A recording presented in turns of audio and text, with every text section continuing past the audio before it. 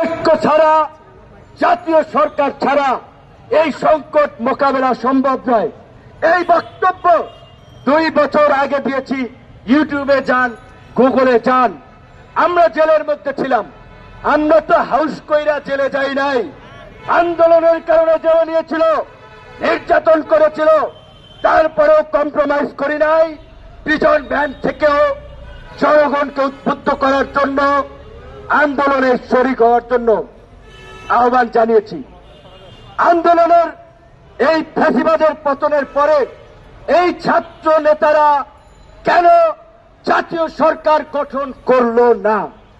তারা কেন শুধুমাত্র 2 জনের প্রতিনিধি, পরবর্তীতে আরেকজন ঢুকিয়েছে, আর বিভিন্ন দূতাবাসের প্রেসক্রিপশনে এই এনজিও মার্কার সরকার গঠন করেছে?